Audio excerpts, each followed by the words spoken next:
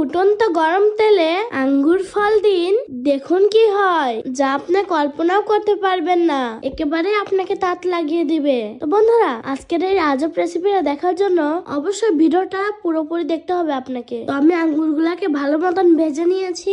একটা পাত্রে তুলে নিয়ে ঠান্ডা পানি দিয়ে দেবো, যেন তেলটা ঝরে যায়। তারপরে এক এক করে বেছে আর একটা পাত্রে নিয়ে নিচ্ছি। দেখেন না, দেখতে কত সুন্দর লাগছে। তো ব্লেন্ডারের ভিতরে দিয়ে দেবো। তো বন্ধুরা, ব্লেন্ডারের ভিতরে দিয়ে দিয়েছি। দিয়ে দেবো কাজু বাদাম। শেষে দিয়ে দেবো দুধ। আপনারা চাইলে গরুর দুধও দিতে পারেন বা পাউডার দুধও দিতে পারেন। তো এবার ভালো মতন মিক্স করে নেব বন্ধুরা, যেন কোনো দলা দলা না থাকে। ভালো মতন মিক্স করে নিয়েছি। তো এবার আমি এটা সাইডে রেখে দিয়ে একটা কড়াইতে ঘি দিয়ে দেব। ঘি দিয়ে দেওয়ার পরে দিয়ে দেব সুজি। তারপরে একটা ছোট চামচের মাধ্যমে সুন্দর মতো নাড়াচাড়া করতে হবে, যেন পুড়ে না যায় বন্ধুরা। তারপরে দিয়ে দেব চিনি।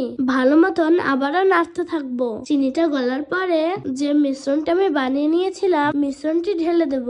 দিয়ে আবারও সুন্দর মতো নাড়তে থাকবো। আর হালকা আছে নাড়তে থাকবে, যেন পুড়ে না যায়। এভাবে আমি নাড়তে থাকবো। আর দেখেন না, নাড়তে নাড়তে কি সুন্দর ঘন হয়ে গেল।